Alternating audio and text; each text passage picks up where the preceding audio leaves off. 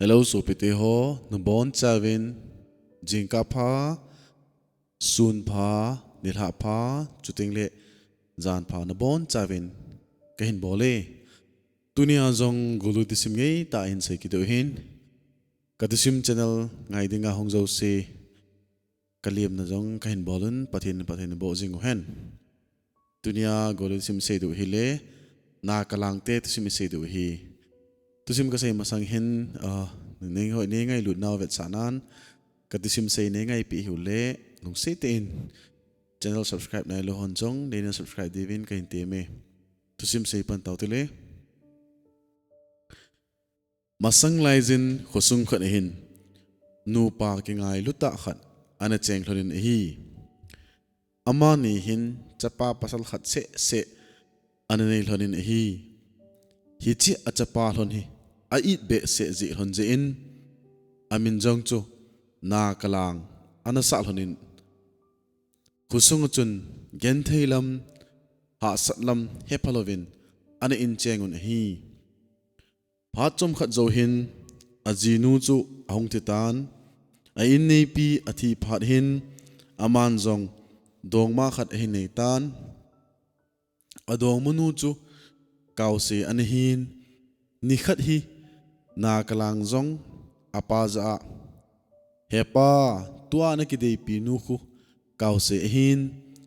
khuji pi khu to nahung ki chen hon lewang a hin ti tan hi apan zong kausi nu chu adei be se ji chun achapa za kausi a hin nam se hi zeile insunga nu me be iti in chen din ham iki in hian zong le i phaki lo ding ham tin kaw se nu chu aga ki poison aki chen pi tan hi ni khat hi nakalang lova nin a chen thinglin ta khat hi aga hlamin asol bo phai ta hin ein hoizin ongkum la ta hi chom khat zo par hin athing hlam na chunga chun wa khat hong tovin hi le nakalang zong along hangin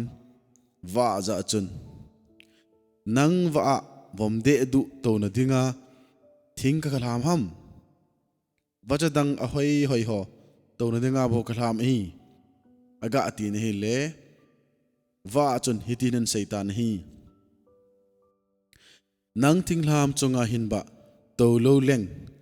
abul sana ale dangka chunga to nange atin aleng mang tan hi nakalangin jong wa te sei aza phar hin alung adongin aman jong abul sana ale lang dangka thingphung holding chun wa len a hlang chun azonin achetan azui tan hi ama jong abul sana le dangka phung holdinga ache chi jingle tu chaleng te ina aga lung tan hi tu chaleng pan ipidinga nung ham oya cheding na him anatin hile aman jong leng pa ni khat lowa thing khat kagal hame na hi le ka thing hlam na chunga chun wa khat hong tovin ken jong nang wa vomde du to na dinga kalam ham wacha hoi dang to na dinga bo kalam a hi kaga ati na hi le wa jong chun nang thing hlam na chunga hin ba to lo leng hi chalai ka to sangin abul sana ale dangka hi chi thing chunga to nange a hin ti na hi le ken jong wa tu sei cho kalung adongin abul sana ale dangka thingpung chu uya uma kitia cho kalung don je akan hol hola wa anung kazuya hung kahi ahin tin ahi le tu chaleng pa jong chun ken jong kum hiti chan pi hi abul sana ale dangka thingpung chu kana hol ahin kana mu zolo ai tai nangman hin mu le kalei to la hin aba khat nei phu pe in lang kagam ake khat kanei ake khat chule kachanu nanga khat penange atin ahile aman jong leng pa za hingi leng pa kahin mu le pa khat pu pi nange atin azingin thingpung holding chun ache ki tan hi nakalang jong ache ki le bui pi te leng ina agal hong ki tan bui leng pan jong hoya che dinga hung ham anatin hile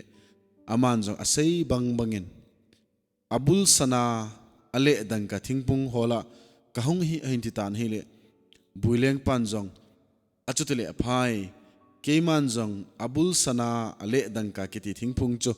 so na pana kan hola asol he tan nehin mule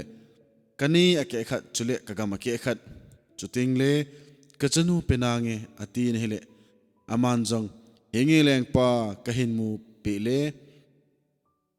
kahin mule phu pi nange tin ache ke tan hi nakalang jong ache kenin hele sileng te ina agal hung ke tan hi sileng pa chun ipidinga hung ham oya chek ding na him ahin tin hi le aman jong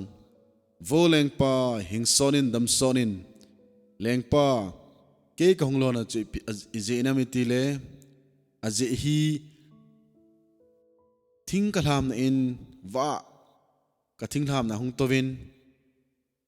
ke yong wa ko ma ipidinga nang vom de du hilai na to ham ka ti le va in jong nang ma thing tham na chunga to lo leng tin hi che thing lang na chunga ka to sangin abul sana ale dangka thingpung an to na nge atin leng mang ta na hi hi che pa chon keima jong kalung dongin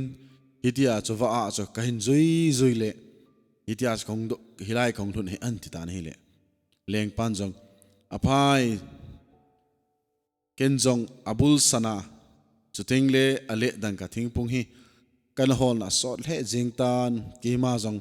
kate hoi jingtan kanmu zolo hi nahin mole kalei to lahin pa khat nei pu pi in lang kagama ke khat kane ke khat chule kachanu jong hi najidingin kila tan ahin ti tan hele aman jong hinge leng pa hing sonin dam sonin kahin mule pu pi nange atin ache mang ke tan hi nakalang jong ache ki le loi leng te in hin agal hung ke tan loi leng pan jong ipidinga hung na him hoya che ding na him ahin ti tan hi le aman jong vo leng pa hing sonin dam sonin leng pa keima khong na aji chu abul sana chuteng le ale dangka thingpung hola hung kahi ahin tin hele leng pan jong achuti le aphai ken jong abul sana chuting le ale dangka thingpung hi kan hol na sot le jingtan kanmu zolo hitai nahin mule lung se te in kalei to lahin ba khat nei pu pe in lang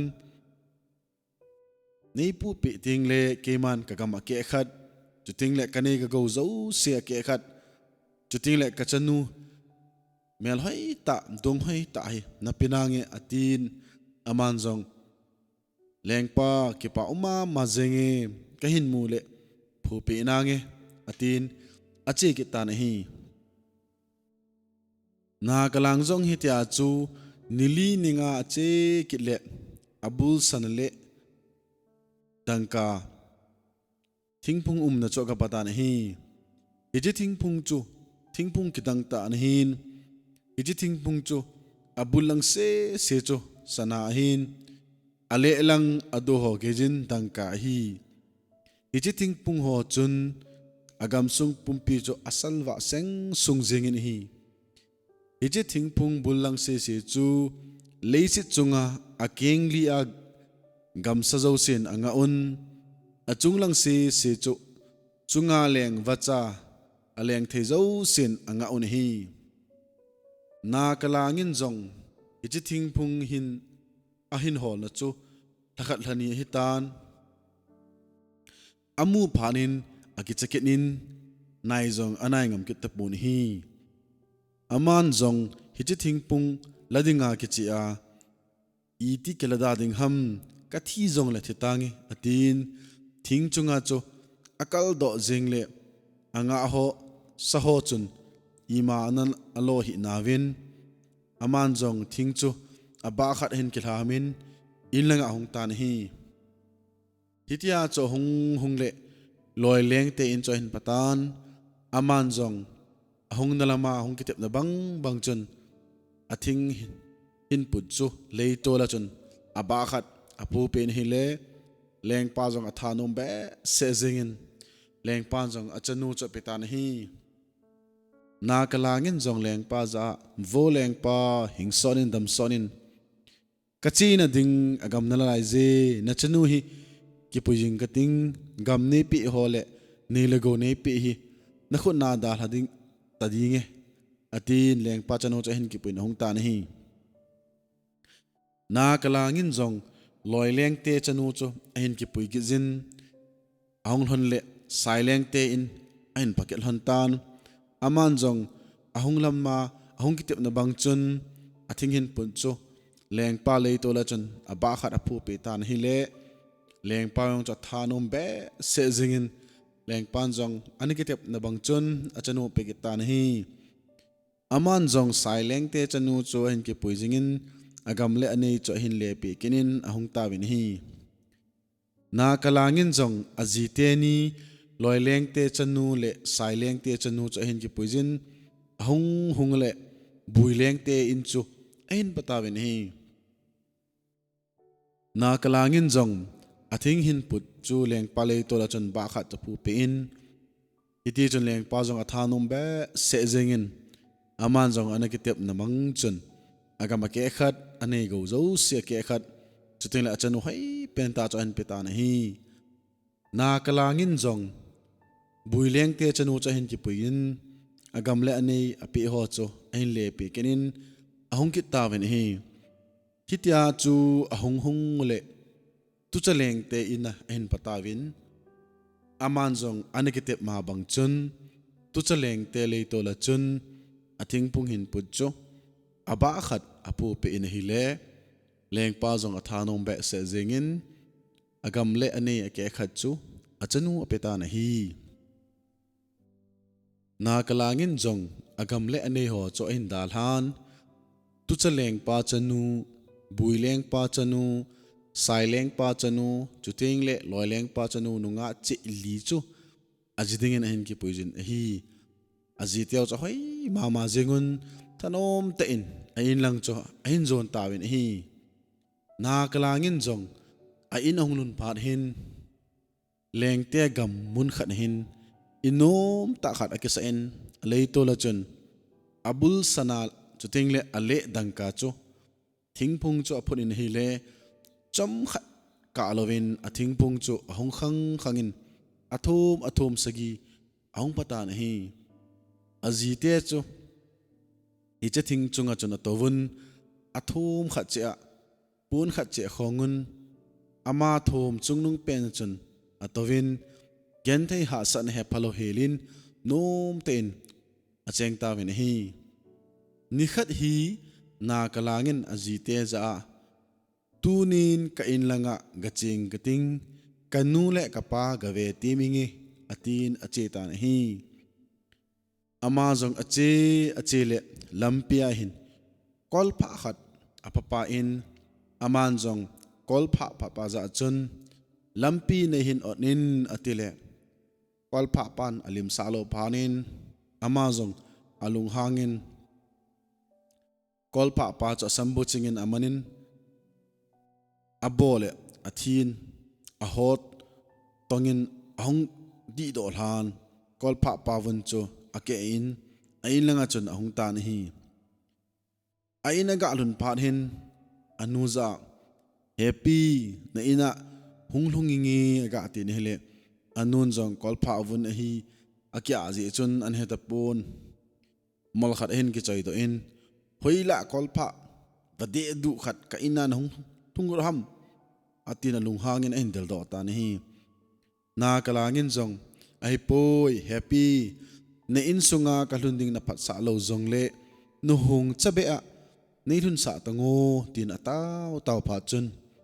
a hung cha chun a thun sa ta ne hi zan hung hi pha chun anu le pa chun alup na chung hlona chun a hung ki hol honin anu chun a pa za nakalang hila aum na zong kheta pon a hung ka in tin zanga sanatum hi ki zo hitin ki ve na in nei lehen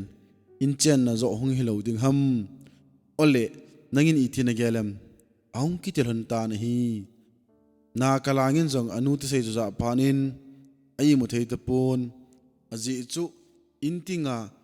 sanatum umlam chu an her kha lo ji in khowa kal anga lel he jin hi ku hungwa phanin amazong ache ding dan akigodos in kopamla phanin akol pha avun chu kopamenin koijin ahung kin na hi le anu le apang cho atha nom han be se zengin kacha thisa tunin kamuki ne atilhanin vo chal tu nga khat atha pi hlonin hi nakalang zong zan hin thung lai ta ani mut sen an lumin anu le pain ai mut hon banin akhut ado in hitina sejin nidanga kapu kapate sanga ka hauzo a ka phat zo dingle ka intinga ka sanatum hi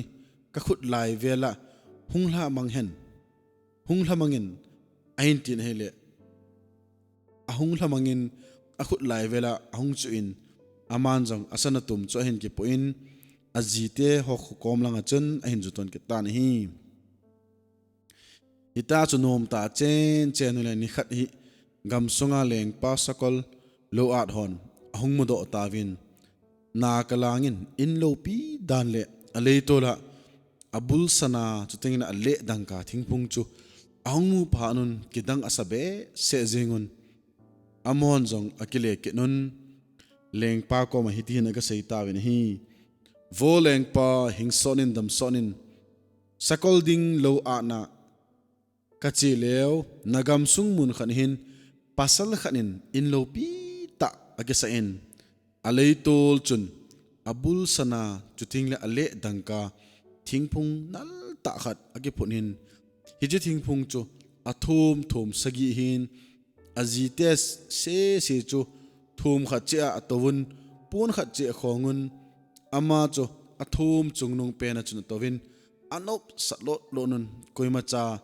leng le sap umna an hepa povin agati tawin hi leng panjong asu hot se za phanun asu ho za chikit loi jun lang hichimi pa chuna ko ding hi ahin tin hi le su ho jong chu leng pa thupi dung zojin nakalang chu leng pa ko ma dingin ahin pui tawin hi leng panjong nakalang za ipidinga keima helova kalengam sunga inna ke saan na chen ham keima nei na sa lozia hitabang thil na bol hi kalung anom pui aphai ibanga hi hawa pha na hi le takhat ka na in le keima in ki ka hi gari che na theilampi khat na hin tu du lo le ka tha ding na hi ain ti pi ta na hi le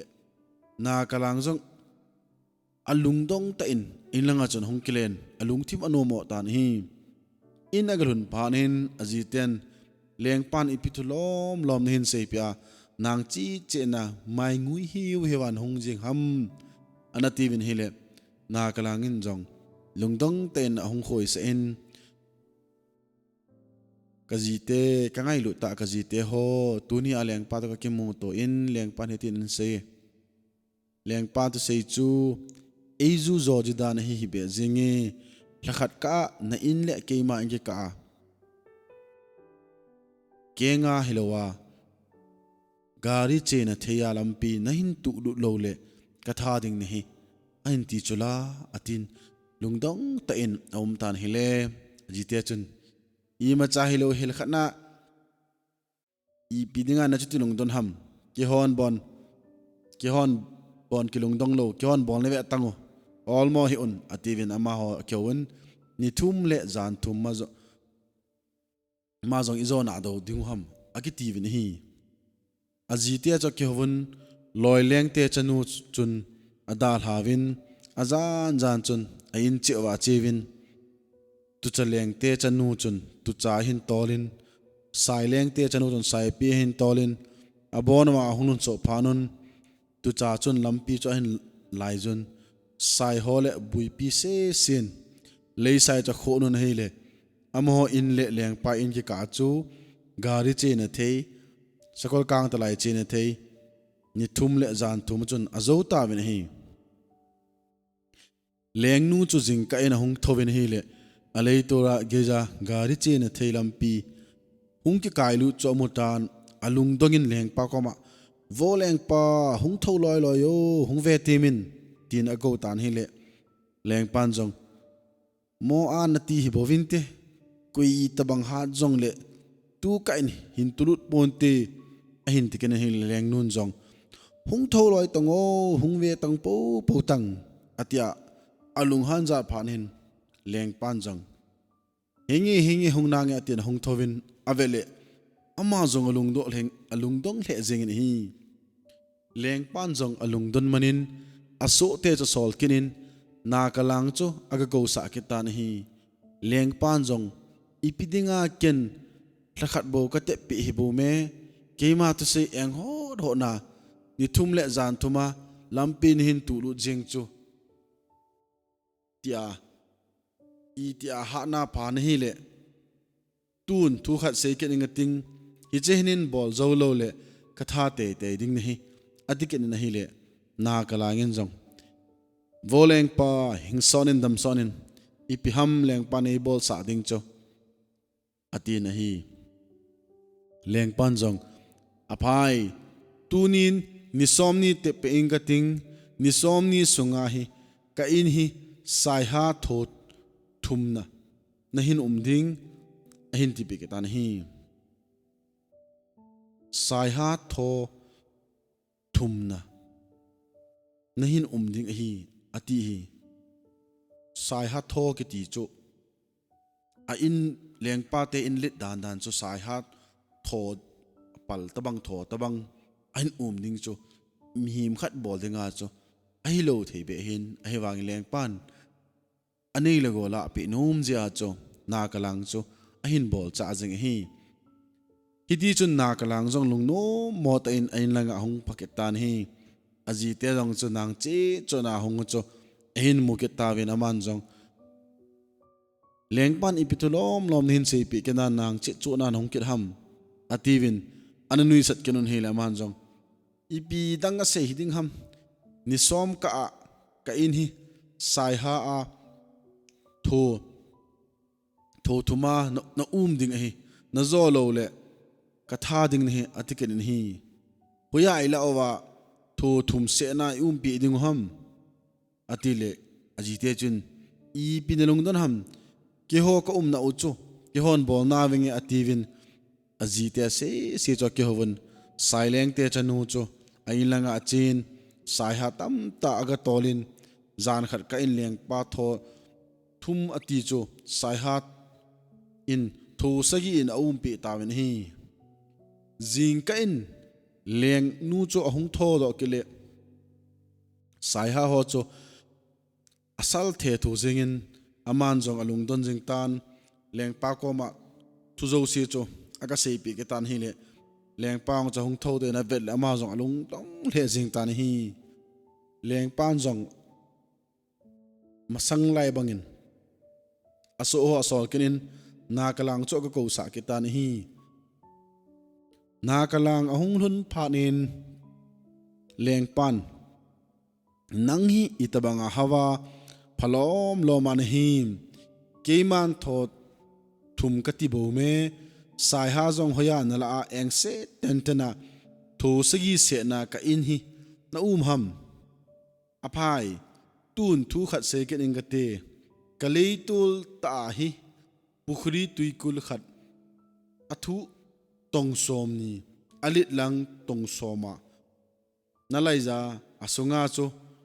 loi noi adim se na lo a na koi ding hi ichi ni thum sunga na bol lo le katha ki te ding na he atikit tan hi hiti chu nakalang jong in hun phanin alum na ke zot nin alum tan hi azitian jong iti leng pa ko ma na chi chan se le mai ngui si chanan honga lungnu mo sa chan hongji ham atin ajitia chun aji pa ko ma seitan hi le nang jong hi in lang hun zot khalo ki pal thanom ta hong khalo a pul thiding kon na hung ba jeng ji ham leng pan i pithlom lom hin sei pi ke hitam ativin ananui sat ki tam ni le aman jong ahilo ahipoi leng pan ka lei tola pukhri tuikul athu lang tong som ni alit lang avai tong som nalaya iti achu ilai wa asunga chu ilai zo utingle loi noi tui adim sena na lo dim se dingu ahin ti cho I ti chu kini ti ka zo ding ham ahin ti ne le aji te le a loi leng te chanu chu anui zat lo lonin amhon jong pasal dan na hi be ativen anui sat kitab ni hi azingin azite se cha in lang chewa chin tucha buipi saipi chule loi aga tolun leng pa le tola chun pukhri dingin tucha hon alai jun saipi ho le buipi ho chun asai a khonun alai zo phanun loi noi tui adim senen la on hile anadar hatawin jing ka in leng nu jong alung dong wal jing hung tho dole leng pa za leng pa nang ma hin na thi na ding gal pa na kila hitabovin te mihimin azolo ding chi na to sa in azo so kejin tun jong na sei bang na bol ke tai hung thovin lang le tol pi hung vetan aga tin hile leng pa jong lung han le za char a komin aso ho cha solin nakalang chu aga ko sa ke ta na hi leng pa so ho chu nakalang ko wa ahong ke phanun aji te la sai leng te chanu chu ahong luhang tan tu chunga wang na changin che thei po na te ke jong khong ding hi atin nakalang nung cho zui ta na hi leng pa in ako dung zuya leng pa in agrun phan hin leng pa jong lunghang te in nakalang za na hi zat ka to sa tan na to zo si keima eng hu na chi in aval che na tongin tun na khat to sa ke ingatin na zolo lewang ahing dingin ki gel da maitan ahin tin hele leng pan aban hin sebe ahin sebe ka chun sai leng te chano cha hong ding doin vo leng pa hichi kaloi pa hin ep mi na namu a hitabang lom lama hina bol jeng ham mihim zolo ding lampin lais a ni thumina zovin na insai ha in thosagi in umpi in azona ken leitola pukhri na lai sa kenin azo kenin to he ama ko ma hi ep na dei be na ham aphai tun ama to khela aman lamlin ahin laina chungje ma khun ama lai tabang bang hi thakhat ka na hin tu lu lo le nagam sung zo sia kila a nangma akong abel na no na panding na nop na em ahin tin hileng panjong iba kelo ding ham hin bol na nge tin phata in langa amani chong kler hun tan hi azingin leng panjong akitep na bang chun agam sunga mi pi achat thei gim nam khomin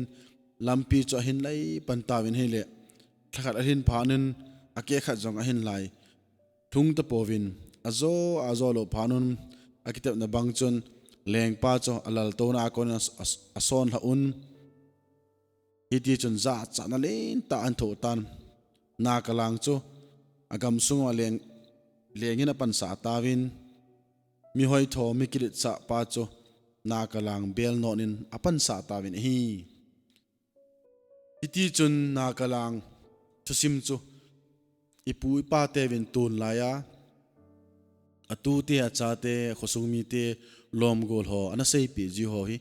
tu na ke chai tan tu ni hai sei no mu chu ki hoi thole kilet sa hi bo loading jutila mi nei mi gowa zong thang se loading ti chu ipi pu ten eina mop jing hi ahin tu khangin zong mi nei la gowa thang se loading mi akhe ni lam lama khan to za e ho zong thang se loading ti hi chu tu ma ko ni movin tu chan gya tu sim ngai zo se na chung chen ga ki pawin avelin ikimu to ki thena divin channel zong subscribe ni bol pe kevin lang muntena loile paite sopi ulenau pile pute ka ngai lu nau bet sana zalin suntin chibai zantin mangpha ka hin bole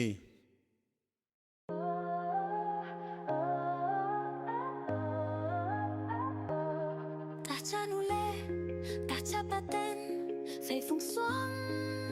in sân lăng đã tung